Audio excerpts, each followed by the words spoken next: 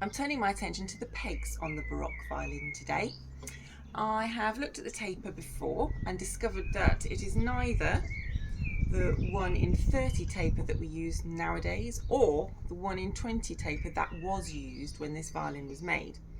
So I'm going to have to decide exactly what I'm going to do, and my feeling is at the moment that because I'm baroquing this violin, I think what I'm going to do, even though the pegs will be slightly less stable, I'm going to fit all the new pegs at the 1 in 20 taper and make sure they fit really well so that they work very well indeed. The 1 in 30 taper was brought in later, and as I'm baroquing, we might as well have a little nod to the past, and if I can do that by putting the old taper in, I will. Now, however, I am going to take off a lot more wood on the A and the E side. I'm going to have to fit bushings in those peg holes. They've got way too big and no pegs will turn properly, and there'll be no fine tuning capabilities.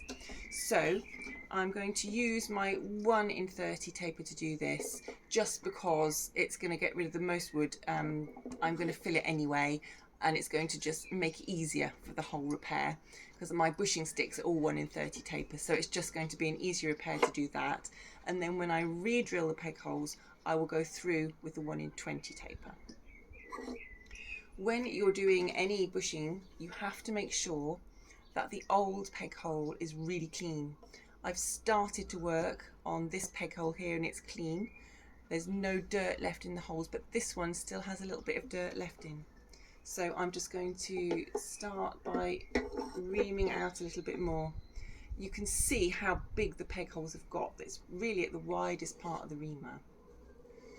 And very carefully, I'm just going to turn it, cutting off as little wood as I can, but it's going to be more than I really want just because the peg hole's so big. That's got really big now. I don't want to take anything else out of that, so I'm actually going to have a go at cleaning it rather than taking off any more original wood.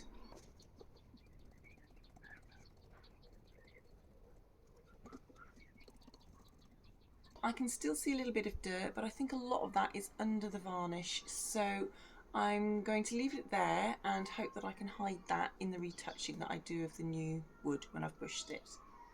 The next step to do is to get that new wood.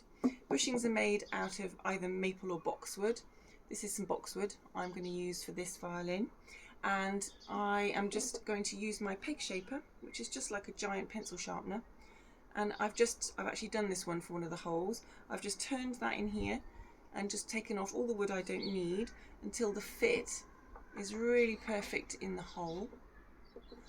And when I glue that in, it will lock into position and cause a really firm repair. You'll notice on the back of each bushing stick I have put 2 little saw cuts. That's going to really help me when I come to cut out the excess wood. Those are going to go towards the back.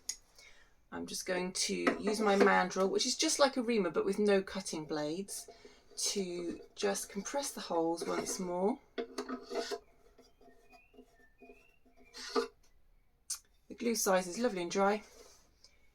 Let's just get the bushings all in there and secure. So I'm going to use a load of glue because I do not want these to come out. So I'm going to glue the peg box first, and loads all over the bushing.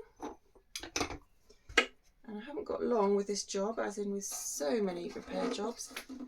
I'm going to lock that round, and that's in. Simple as that.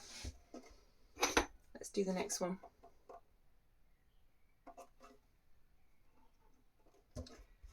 Glue in the holes, glue on the stick, and very little time with which to do it. Yep, that's locked in as well.